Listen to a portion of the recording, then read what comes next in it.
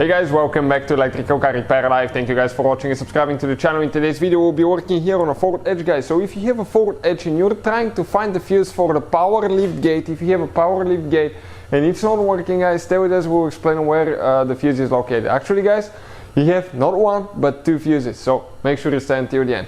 Quick introduction: every single car we get at the shop, including this generation forward edge, guys, we make at least 200 videos. We take them completely apart. Why? Because our mission here at the shop is to save you guys as much money as we can.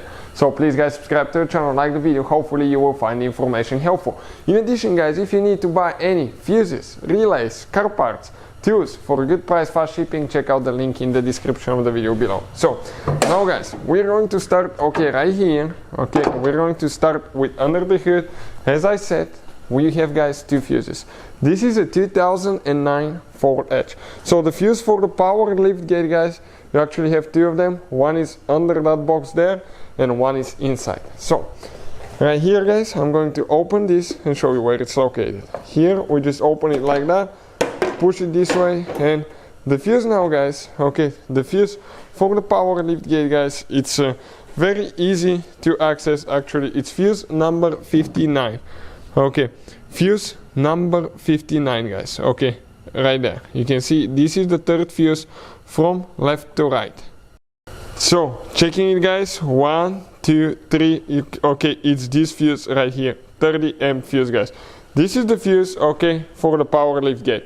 But what about another fuse, guys? You actually have one more, and let me show you where the other one is located now. We need to open the door, we need to get inside, and I will be able to explain all that. Let me just situate the camera. You can see where the pedals are. We're going to come here on the firewall, on the side, like that. Perfect. I'm trying to get a good view, guys. So here you're going to have actually this cover, so you need to open it, by sliding that thing, remove it.